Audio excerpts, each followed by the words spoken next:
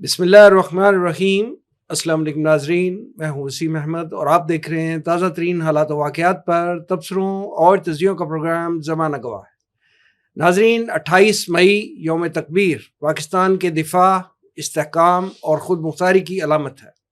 یہ صرف ایٹمی صلاحیت کے حصول کا دن نہیں، بلکہ یہ قومی اتحاد، سائنسی ترقی، سیاسی جرت اور دفاعی خود مختاری کا دن ہے۔ اس دن ہم نے دنیا کو یہ باور کروایا کہ ہمارا دفاع ناقابل تسخیر بن چکا ہے۔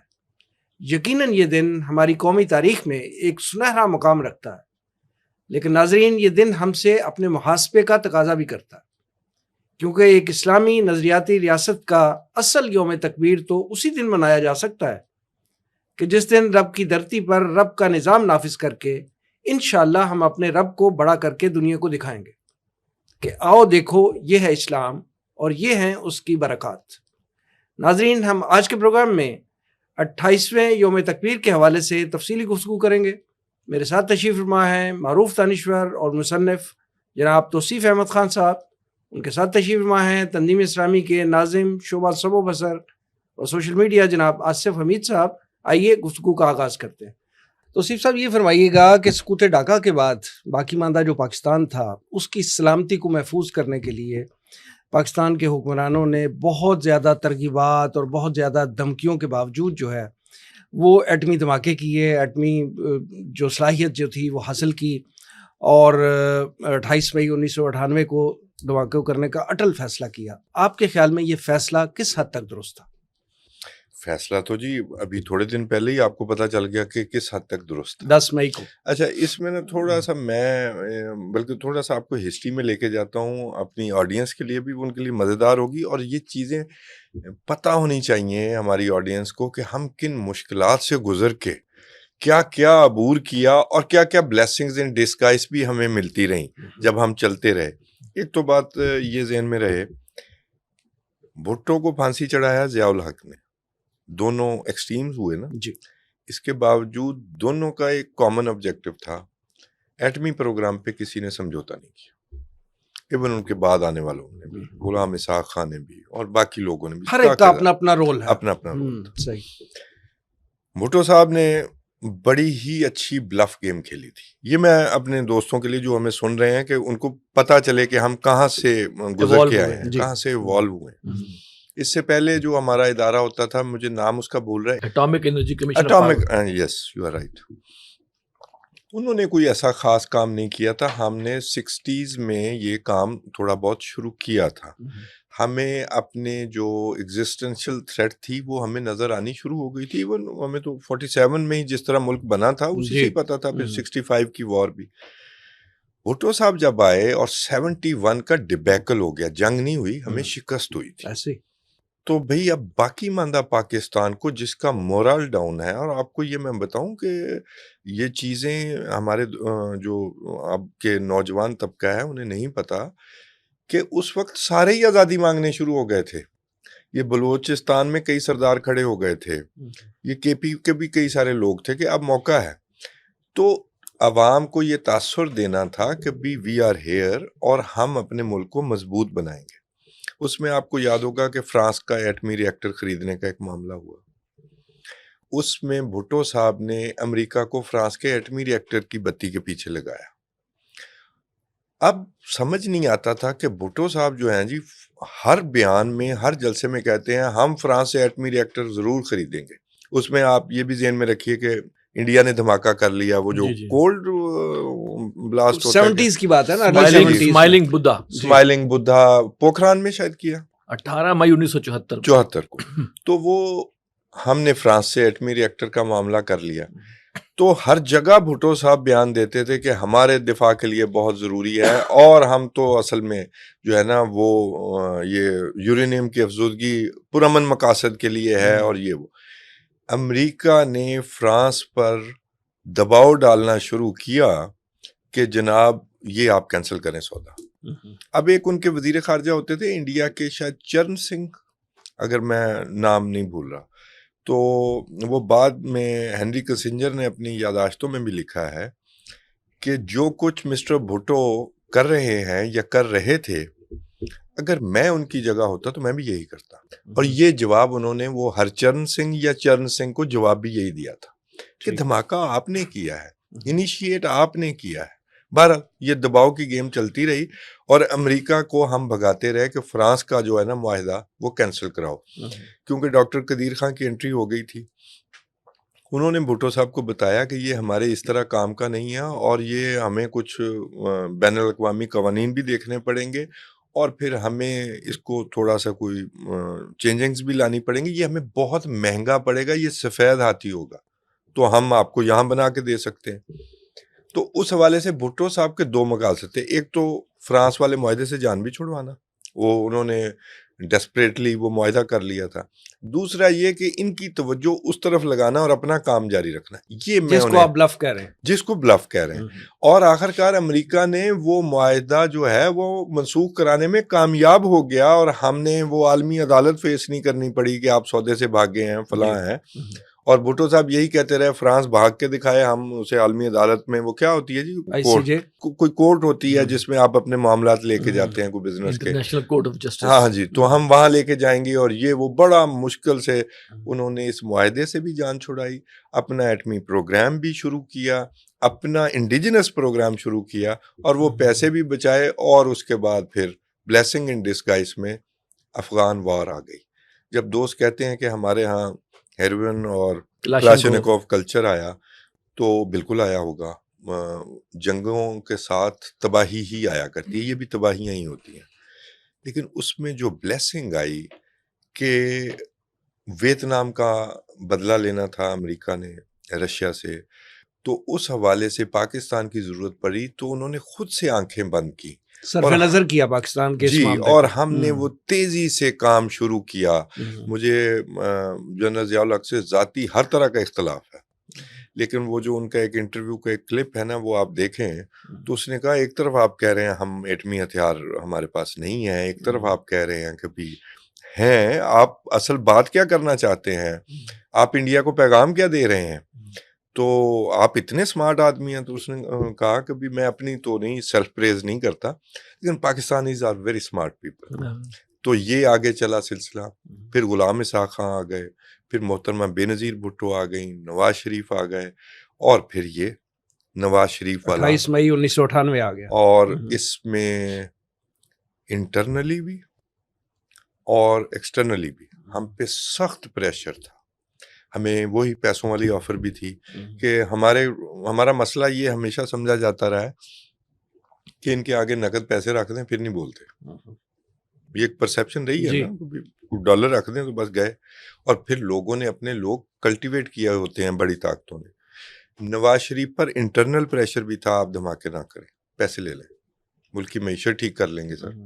اور اس میں جن جن لوگوں کے نام آتے ہیں میں حیران ہوتا ہوں.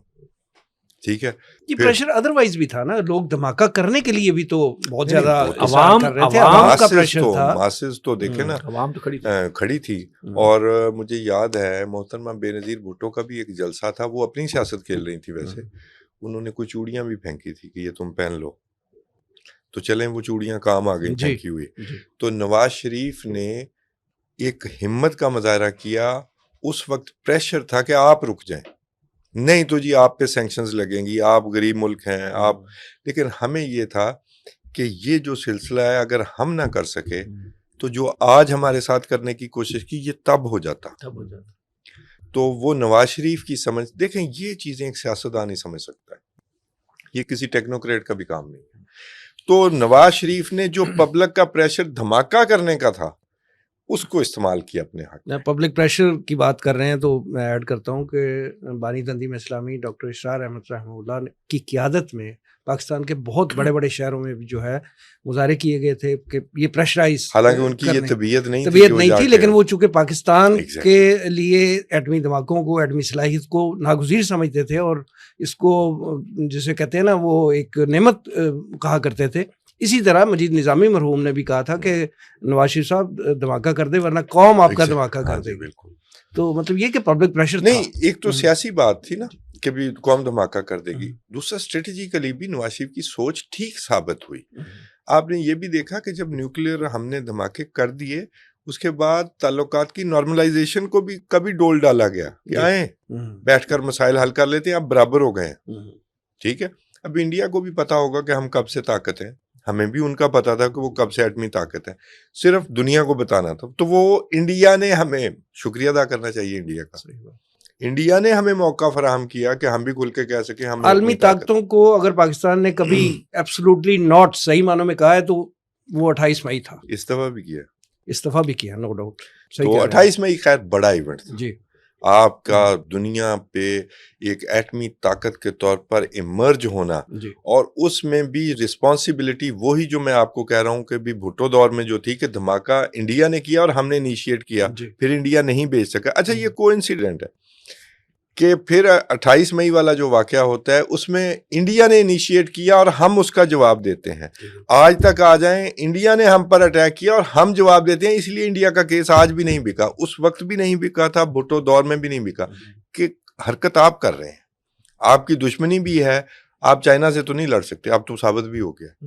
تو یہ معاملہ تھا.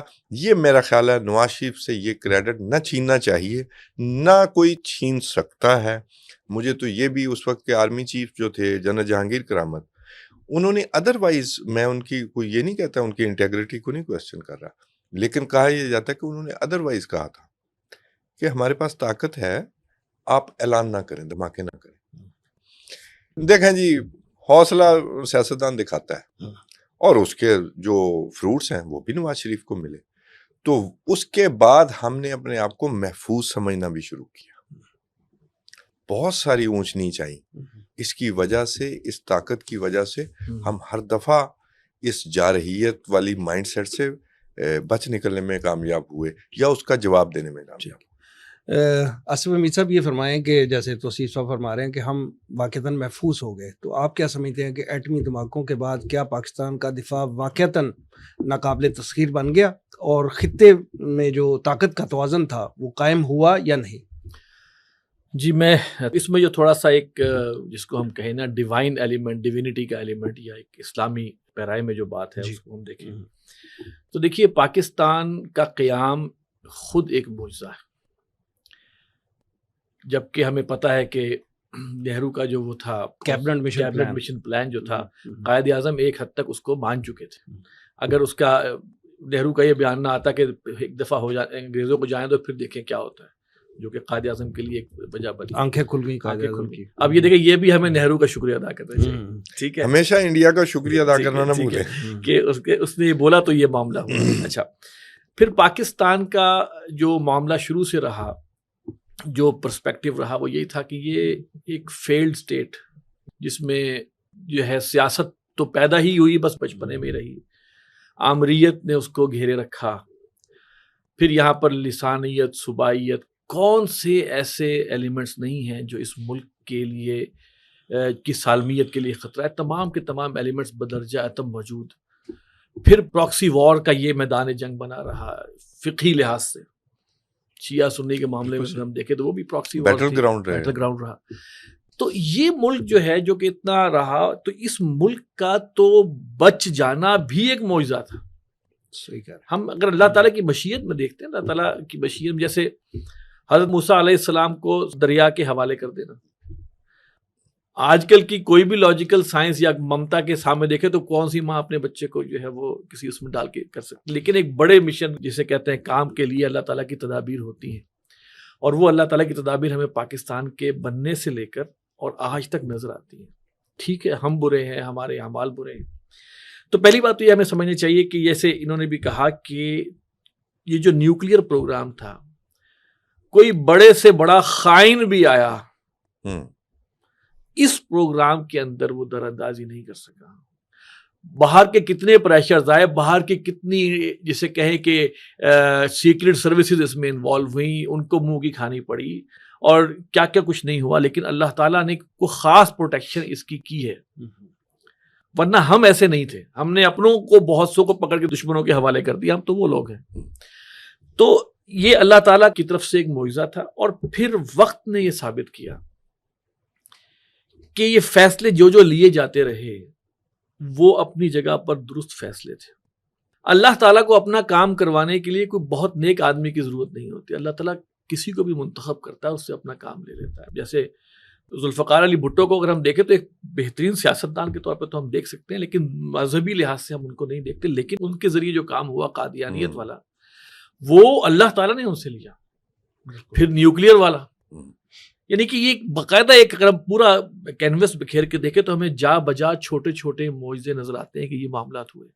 اور پھر یہ کہ اصل کیا تھا کہ بہرحال اللہ تعالیٰ کی جو ایک حکم ہے قرآن مجید میں کہ اعدوا لهم ما استطعتم من قوت ومن رباط الخیل, پوری تیاری کرو گھڑ سواروں کے لحاظ سے بھی, اسلحے کے لحاظ سے بھی.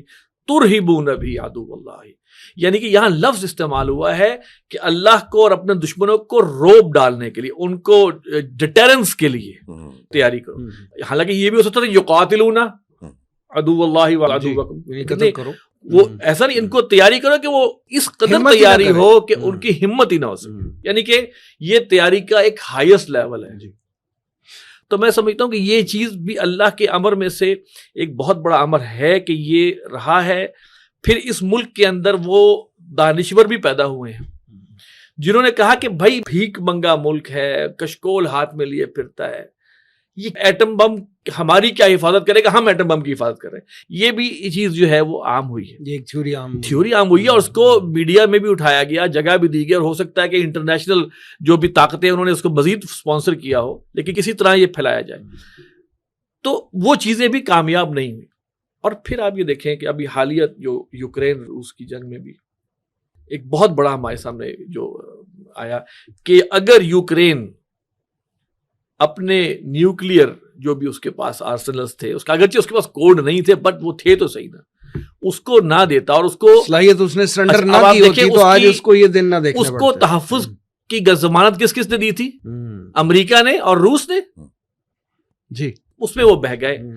پاکستان کے جو بھی مختلف طبقات ہیں, ہمیں ان کے ورکنگ سے اختلاف ہو کچھ بھی ہو, لیکن اللہ کا کرم رہا ہے کہ انہوں نے اس پہ کمپرومائز نہیں کیا. اور آج ابھی جو پہلگام واقعے کے بعد انڈیا کو, جو کہ بہت بڑا ایک جسے کہ ایک بدمست ہاتھی بننے کی کوشش کر رہا تھا, اس کو لگام ڈلی ہے. یہ سب کے سب چیزیں ظاہر کرتی ہیں کہ پاکستان کا نیوکلیئر پروگرام پاکستان کی ضرورت تھی, ضرورت ہے, اور اس کے اندر مزید بہتری جو کہ پاکستان نے کی ہے. دنیا میں شاید 2 یا 3 ممالک کے پاس جو ہے وہ ٹیکٹیکل نیوکلیئر ویپنز ہیں, پاکستان وہاں تک پہنچا ہے ہمارے سائنسدان. تو یہ چیز جو ہے یہ ایک بہت درست فیصلہ تھا, اور اس میں یقیناً ہمیں اللہ کی تائید اور نصرت نظر آتی ہے. تو سیف احمد خان صاحب یہ فرمائیں کہ ایٹمی طاقت کا حصول کیا ہماری منزل اور ہمارا ٹارگیٹ تھا, یا ہمیں آگے بڑھ کے, اب اس سے بھی آگے بڑھ کے ہمیں ٹیکنالوجی, سائنس اور معیشت کے میدانوں میں بھی کچھ کرنے کا؟ جی آبویسلی آپ صرف ایٹم بم کے تو بنا کے تو نہیں آپ گزارا کر سکتے. خیر ایٹم بم کے حوالے سے میں ایک اور بات کر لوں, یہ میری ایک سوچ ہے, آپ اس سے اختلاف بھی کر سکتے ہیں. کبھی اس نیوکلیئر فلیش پوائنٹ پہ اگر انڈیا پاکستان کی بہت صلح ہو جاتی ہے, ہم امریکہ کینیڈا کی طرح رہنا شروع ہو جائیں, میں آپ کو ہائپوتھیٹیکلی, چائنا بھی اس میں شامل ہو جاتا ہے, اس کے باوجود انڈیا جو ہے نا وہ یوکرین کی طرح اپنا ایٹم بم جو ہے وہ سرنڈر کر سکتا ہے دنیا کے آگے. ہم نہیں کر سکتے. کیوں نہیں کر سکتے؟ کہ ہمارا معاملہ کچھ اور ہے. ہمارے اوپر اٹیک کرنے والے کہیں دور سے بھی آئے تھے ہم پر اٹیک کرنے. ایسے ہی تو ہم سے اگر انڈیا کو خطرہ نہیں ہے, چین سے خطرہ نہیں ہے انڈیا کو, تو وہ تو سرنڈر کر دے, اسے کوئی نہیں مارنے آنے والا. اور اتنا بڑا ملک ہے جی کہ خدا نہ خواستہ کون اسے کچھ کہے گا, وہ تو پھر سپر پاور بھی بننے جا رہے تھے. ہمارا معاملہ کچھ اور ہے. ہمارے اوپر کئی لوگوں کا تکیہ ہے, اور ہمارے اوپر کئی اور ممالک کی کئی بڑی طاقتوں کی نظر ہے.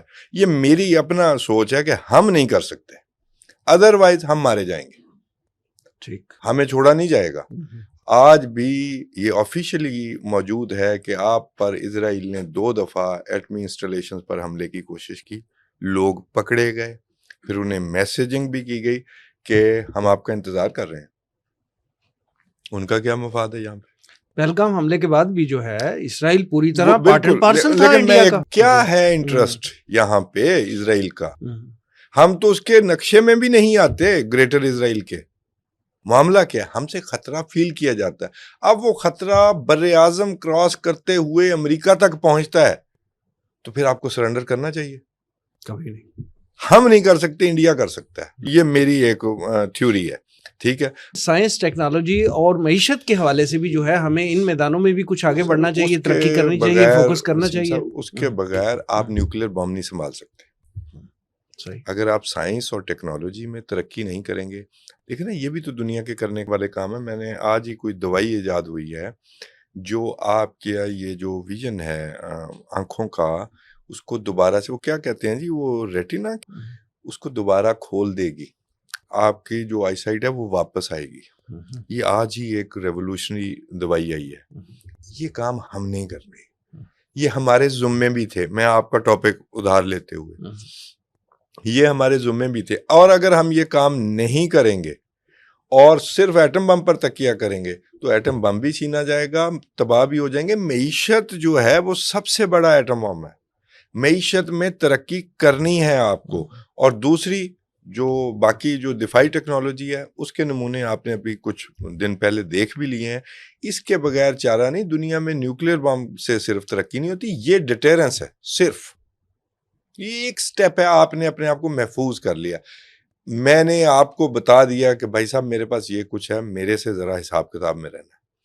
باقی ترقی میں نے اپنے گھر میں خود کرنی ہے، آپ نے اپنے گھر میں خود کرنی ہے. ورنہ یہی نیوکلیر بم، جیسے آصف صاحب نے کہا، یہ ہمارے لیے تانا بن جائے گا کہ پلے کچھ نہیں ہے اور نیوکلیر بم رکھا ہوا ہے، پھر دنیا چھین لیا کرتی ہے. تو اس حوالے سے آپ نے تعلیم کے میدان میں، سائنس کے میدان میں، ٹیکنالوجی کے میدان میں اصل ترقی وہاں کرنی ہے، معیشت کے میدان میں.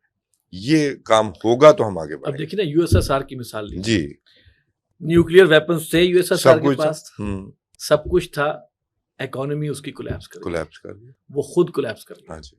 یہ دنیا کی یونیک ایگزامپل ہے کہ اس نے خود کہا مجھے ڈس انٹیگریٹ کر دو. کچھ 14-15 ریاستیں نکل آئیں. تو یہ ہمارے پاس مثال بھی موجود ہے. یہ ہم نے آگے بڑھنا ہے، پڑھنا لکھنا ہے تو پھر یہ بات بننی ہے.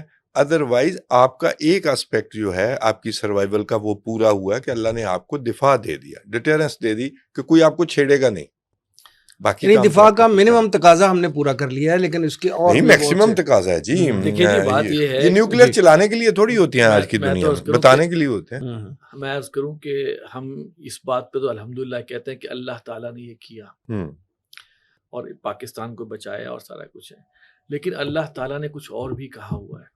جی بالکل. اور وہ جو کہا ہوا ہے، ہمیں اب چاہیے کہ ایک موقع، ہمیں سمجھے ایک نیا ہمیں دور ملا ہے، اور اس میں ہم اپنی وہ غلطیاں، وہ کوتاہیاں، وہ گناہ، وہ برائیاں، جس کی پہلے وہ برائیاں جن میں ایک ایک برائی کی بنیاد پر قومیں ہلاک کر دی جاتی تھیں. ناپ تول کی کمی کی تو ایک قوم گئی، کچھ اور کام کیا تو ایک اور قوم گئی. وہ ساری کی ساری برائیاں ہمارے اندر موجود تھیں. اگر ہمیں اللہ کی نشانی اس معاملے میں نظر آتی ہے اور ہماری آنکھ اگر ہم اپنی کھولیں تو ہمیں یہ کرنا چاہیے کہ شکرانے کے طور پر بھی لَإِن شَكَرْتُمْ لَأَزِيدَنَّكُمْ، اگر تم میرا شکر ادا کرو گے میں تمہیں اور دوں گا. اللہ تعالیٰ یہ اپنا جو بھولا ہوا سبق ہے وہ یاد کرنا چاہیے. اور اگر تم نے روگردانی کی، ناشکری کی، ان عذابی لشدید، تو میرا عذاب بہت سخت ہے. 1965 وار کے بعد 1971 بھی آیا تھا. غزوہ بدر کے بعد غزوہ احد بھی ہوا تھا، جس میں کہ مسلمانوں کو اس میں کچھ نقصان ہوا تھا. غزوہ حنین ہے، اس پہ کیا کہا گیا؟ وَيَوْمَ حُنَيْنٍ إِذْ أَعْجَبَتْكُمْ كَثْرَتُكُمْ، اور یاد کرو غزوہ حنین کے دن کو جب تمہیں اپنی کثرت پر ناز تھا. فَلَن تُغْنِ عَنْكُمْ شَيْئًا، تو تمہیں کوئی چیز بچا نہیں سکی، زمین تم پر تنگ کر دی گئی. یہ ہم ابھی خوش ہو رہے ہیں اور ہم یہ سمجھے کہ بس ہمارے پاس ہے. آپ یہ لکھ کے رکھیں کہ امریکہ، اسرائیل اور بھارت، ان کو ایک پل بھی چین نہیں آئے گا جب تک کہ اس مائٹ کو وہ اندر زیر نگی نہ کر دیں. اس کے لیے وہ کیا کیا ہیلے اختیار کریں گے، وہ کیا کیا معاملات اختیار کریں گے، اللہ تعالیٰ ہمیں بھی سمجھ دے اور ہمارے ارباب اقتدار ہیں ان کو سمجھ دے اور ان کو مزید ہمت عطا کرے کہ وہ اس کے لیے تیاری کریں. ہم کسی صورت میں پہلگام واقعے کو ڈس ایسوشیٹ نہیں کر سکتے کہ یہ ایک واقعہ ہوا. یہ گلوبل ایجنڈا جو ہے اسرائیل کے، گریٹر اسرائیل کا، یہ اس کے ساتھ پوری طرح لنکڈ ہے. جس طرح بےایمانی سے بغیر ثبوت کے بھارت چلتا چلا آیا بدمست ہاتھی کی طرح، دنیا کے تمام ملک اس پر حیران تھے کہ یہ نہ ثبوت دے رہا ہے نہ کچھ کر رہا ہے. تبھی وہ آئسولیٹ ہوا ہے، سوائے اسرائیل کے یا شاید کسی اور نے کیا ہو، آئسولیٹ ہوا ہے وہ، کس زوم سے وہ آیا تھا.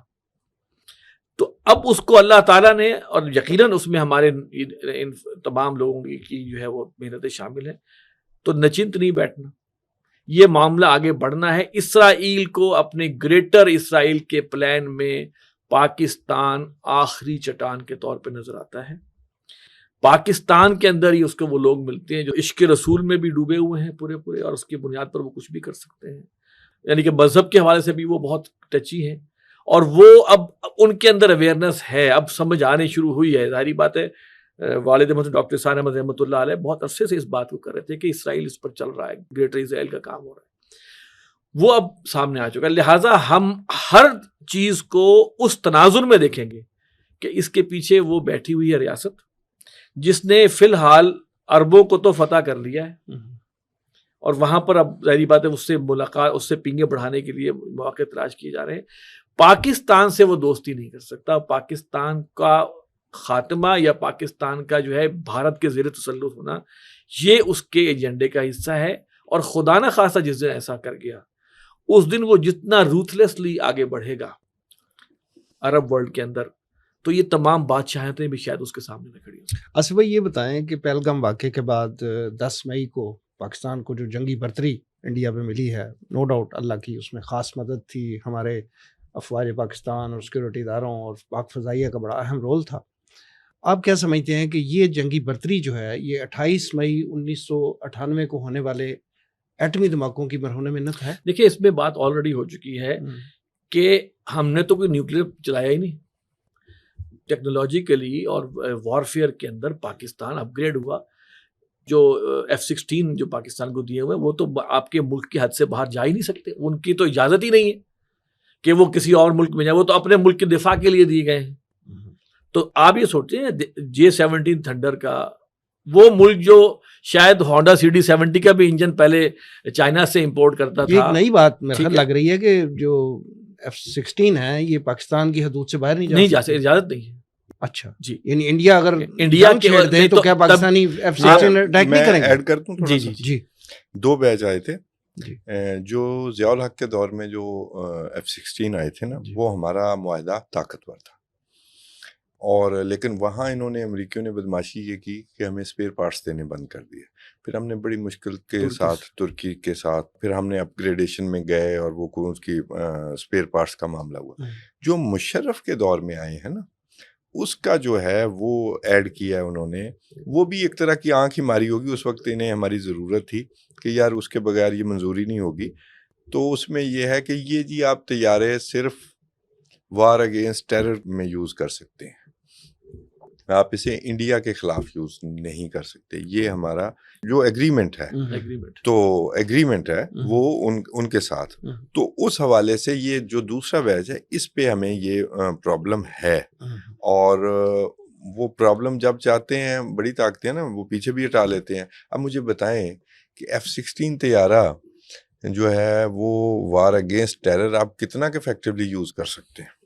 یہ تو کارپیٹ بمباری تو نہیں ٹیررسٹ کے خلاف ہوتی، ہر دفعہ تو نہیں ضرورت پڑے گی نا اس کی. تو اس حوالے سے ہمیں انڈیا کا جو معاملہ ہے نا وہ مختلف تھا. انڈیا کے حوالے سے ہمیں روکا گیا تھا، لیکن پھر ہم نے جو 2019 میں واقعہ ہوا ہے اس میں بھی جو معراج گئے ہیں، اور وہ اس کے پیچھے پیچھے ابھی نندن صاحب تشریف لائے تھے، تو اس کو مار کے گرایا F-16 نے پاکستان کی حدود کے اندر.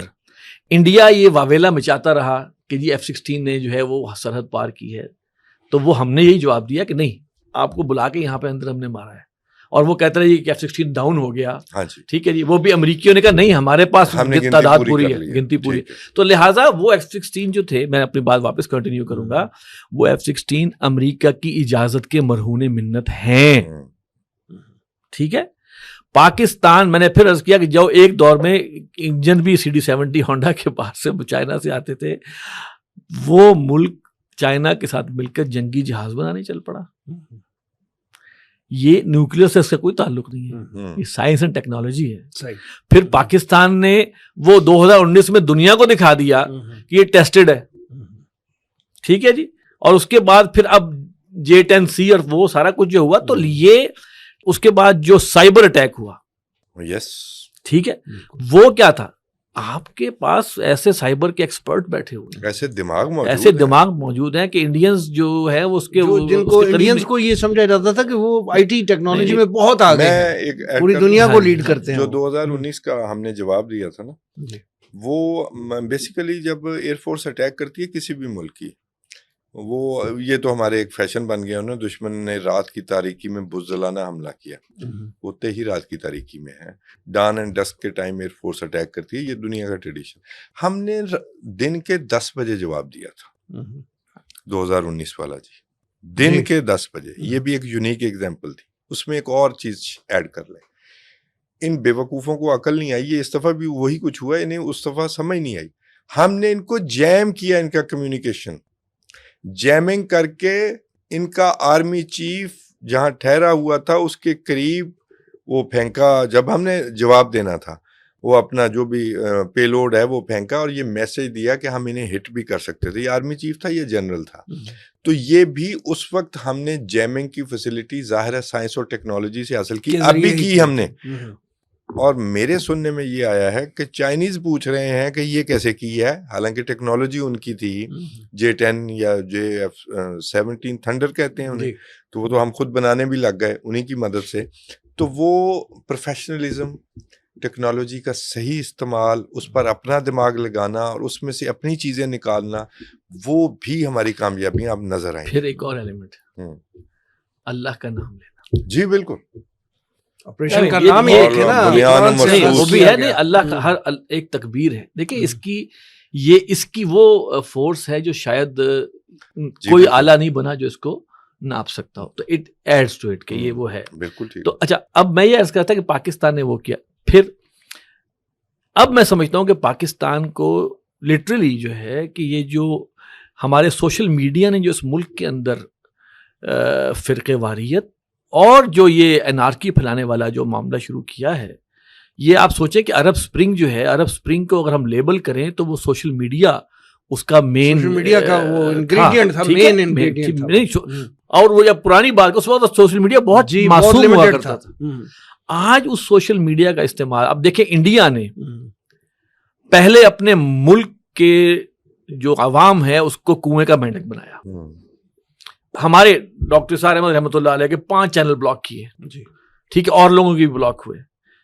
جو تو پاکستان کا ورژن اور بیان کر رہے تھے ان سب کو بلاک کر دیا.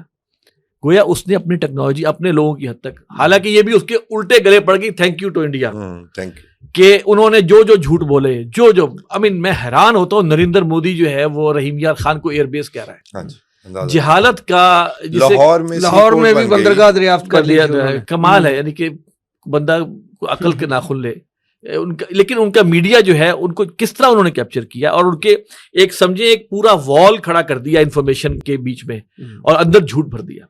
سر ہمیں بھی ٹیکنالوجیکلی جو ہے اس پر آنا چاہیے کہ لوگوں کو جو یہ بہکانے والے, لوگوں کو تقسیم کرنے والے یہ جو ایلیمنٹس ہیں, اس کے خلاف بھی ابھی ہمارے جو آئی ٹی جو ہماری ہے, یا جو ہے پی ٹی اے ہے, اور جس طرح کے جو ادارے ہیں, ان کو پورا اسٹانس لینا چاہیے. ہماری واٹس ایپ تو ہر ڈی کوڈ ہوتے ہیں, ہماری ساری کی ساری کمیونیکیشن جو عمومی ہے وہ ریلائی کر رہی ہے انہی ٹیکنالوجی پہ.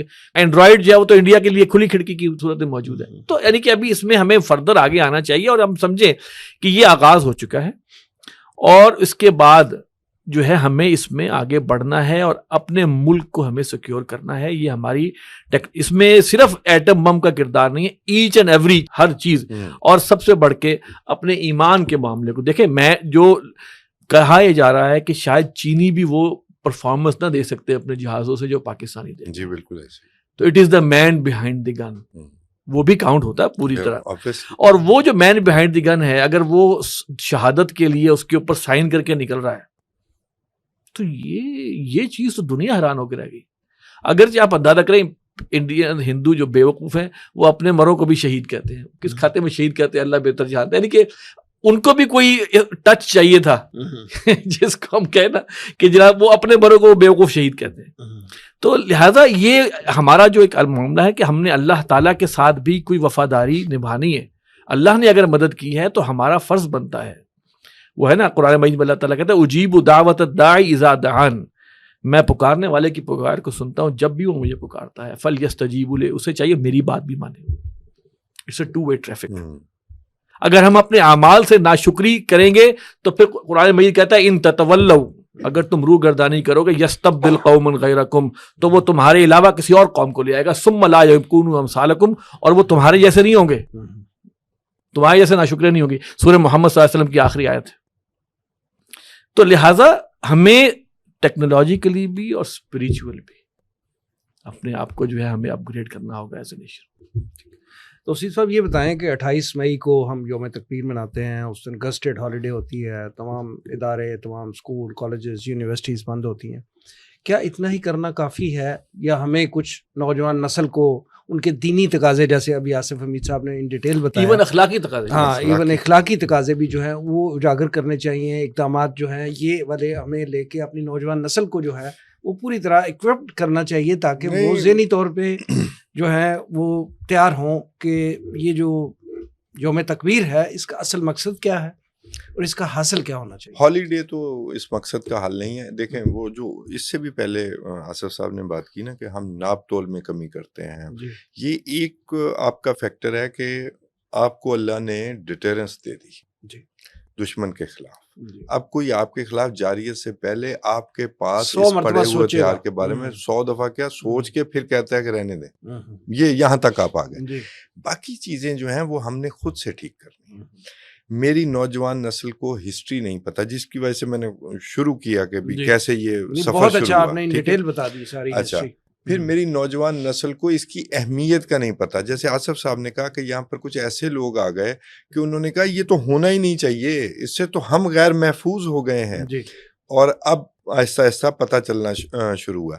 میری نوجوان نسل کو ہسٹری نہیں پڑھائی گئی. اور دوسرا یہ آج کی جو سینچری ہے نا، یہ انفارمیشن کی سینچری ہے، نالج کی سینچری نہیں ہے. نالج کی سینچری پچھلی تھی. تو وہ 2 لائنیں دیکھتے ہیں، اپنا مطلب کی چیز انہوں نے لی اور وہ انہیں پیچھے کا نہیں پتا. اس حوالے سے، اس دن کے حوالے سے نوجوانوں کو اور اگلی نسل کو یہ بتانے کی ضرورت ہے کہ ہم نے یہ کر لیا ہے، یہ آپ کی ذمہ داری ہے. اور اس میں اخلاقی پہلو نہ بھولیں، ہمارے اندر اخلاقی انحطاط موجود ہے. وہ سوشل میڈیا کا بھی آپ نے ذکر کیا، وہاں پر مجھے پتہ لگتا ہے کہ ہمارے اندر کتنا انحطاط موجود ہے. ٹھیک ہے، اس حوالے سے جو ہے نا وہ ہم نے اپنی جو نسل ہے اس کو بتانا ہے کہ یہ آپ کا راستہ ہے، یہ آپ کا راستہ نہیں ہے. یہ کرائمیا کی ایک کرائمیا ہے، یہ دوسری اسٹیٹ جس پر رشیا نے سائبر اٹیک کروایا تھا اور ان کے ہیک ہو گئی، اے ٹی ایم بھی، بینک بھی ہیک ہو گئے. آج ان کے بڑے 90 سال کے بندے سے لے کر بچے تک ان کو انہوں نے وہ بتایا ہے کہ آپ نے cyber technology, I T technology کس طرح یوز کرنی ہے اور کس طرح ایسے اٹیک سے بچنا ہے. یہ تربیت ہوتی ہے قوموں کی. تو یہ تربیت کا فرض ہم 28 مئی کے حوالے سے، اس دن کے حوالے سے تربیت کا فرض جو ہے نا وہ نبھائیں، ان تک پہنچائیں کہ آپ کا اگلی منزل کیا ہے. یہاں تک ہم پہنچ گئے ہیں، اس سے آگے زیادہ راہ کیا ہے اور وہ منزل کیا ہے جس پر آپ نے جانا ہے، جو آپ کی ذمہ داری ہوگی آنے والی نسلوں کی. یہ بہت ضروری ہے، اس کے بغیر یہ سب نامکمل رہے گا. اس میں چیز اور سر دیکھیں، جتنا شور و غوغا مچایا گیا کہ اس ملک کو ایک طبقہ کھا گیا، جی، ضرورت پڑنے پر اس طبقے نے بھی ثابت کیا کہ آپ کی بات غلط ہے، ہم نے کام کیا ہے. کوئی شک نہیں. اگر جو پورٹرے کیا گیا سوشل میڈیا کے اوپر اور کل کا کل شر ڈال دیا گیا، بالکل ایسے، ٹھیک ہے، قوم کی یوتھ جو ہے اس کو جسے کہنے کہ ڈی مورلائز بھی کیا، پراگندہ بھی کیا. تو یہ ایلیمنٹ جو ہے دیکھیں، یہ چیز جو تھی، اور اس کے پیچھے دیکھیں آپ سوشل میڈیا میں آپ بھی ہیں، یہ تو تھوڑا سا ذرا کسی کو اس الگوریدم میں چینج کریں تو آپ کی ویڈیو جو ہے وہ 1 کروڑ تک پہنچ جائے گی. بالکل.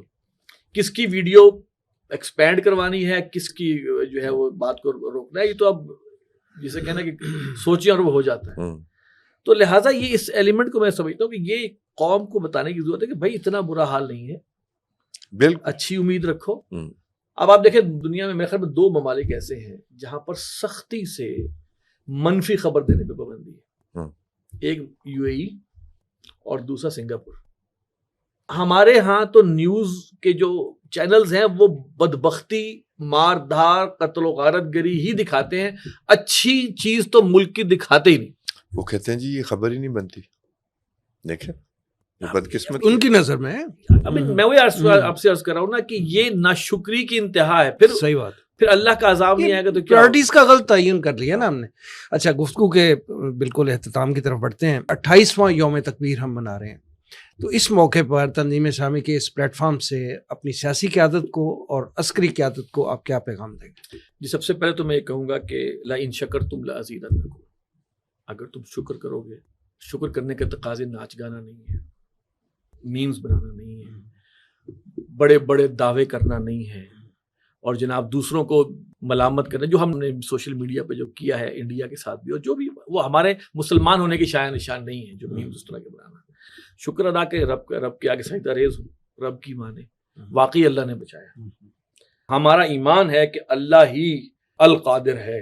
اگر ہمارا ایمان ہے تو یہ سب اللہ تعالیٰ نے کیا ہے، اور اللہ تعالیٰ ہم سے مانگتے ہیں.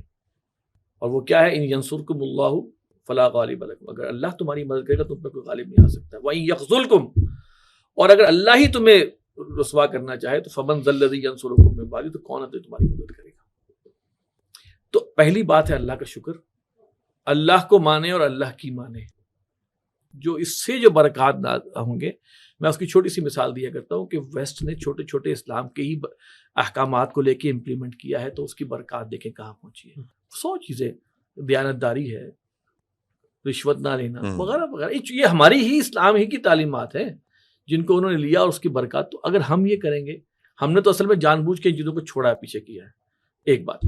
دوسری بات یہ ہے کہ جو 2 قومی نظریہ ہے نا، اس میں تھوڑی سی امینڈمنٹ کر لیں، اور اس کے لیے جو سورہ مائدہ کی آیت نمبر 82 ہے نا، اس کو اب ہم جسے کہتے ہیں نا اپنے تمام ادارے اپنے سامنے لگا لیں.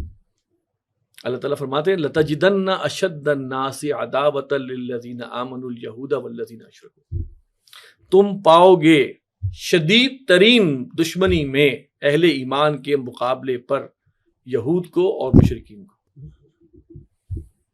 ہندوستان اور اسرائیل کا چولی دامن کا ساتھ اس طرح ہے کہ کچھ چیزیں ہندوستان ٹیسٹ کرتا ہے اسرائیل کے اس سے، اور کچھ اسرائیل ٹیسٹ کرتا ہے. ایک دوسرے کے تجربات سے فائدہ اٹھاتا ہے، جو کس طرح کشمیریوں پہ ظلم و ستم کرنا ہے، اور دونوں جگہ پہ وکٹم مسلمان.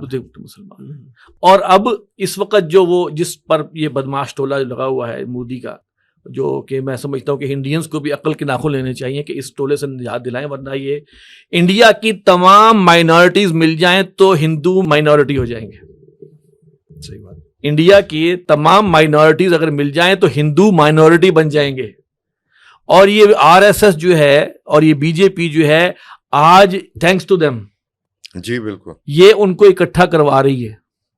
انڈیا کا بیڑا غرق ہونا ہے مودی کے ہاتھوں اور RSS اور BJP کے ہاتھوں، جو وہ حرکتیں کر رہے ہیں.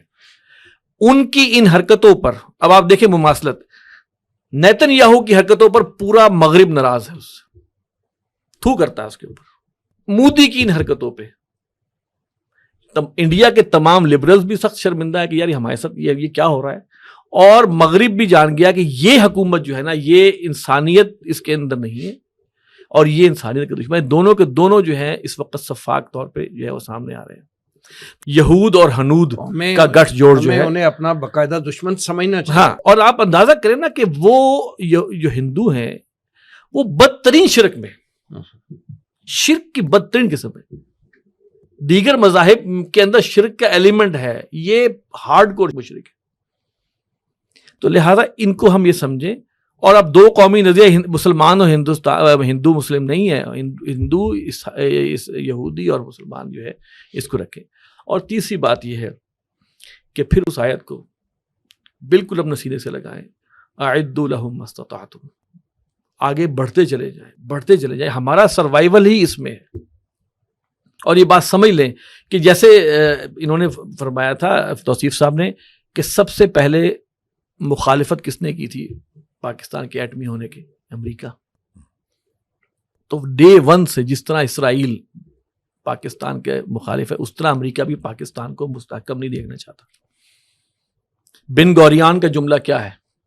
کیا عرب ممالک سے مجھے خطرہ نہیں, اصل خطرہ مجھے اس وقت تو پاکستان نیوکلیئر تھا ہی نہیں, جب اس نے یہ بیان کچھ دیا بھی نہیں کچھ بھی نہیں تھا. آپ نوزائیدہ مملکت, ان کی فور سائٹ دیکھیے, کوئی شک نہیں کہ وہ سمجھتے ہیں. لیکن مسئلہ یہ ہے کہ جو ابلیس کے ذریعے کہا تھا نا اقبال نے کہ یہ غنیمت ہے کہ خود مومن ہے محروم یقین, ہمیں اپنے اندر کانفیڈنس نہیں ہے.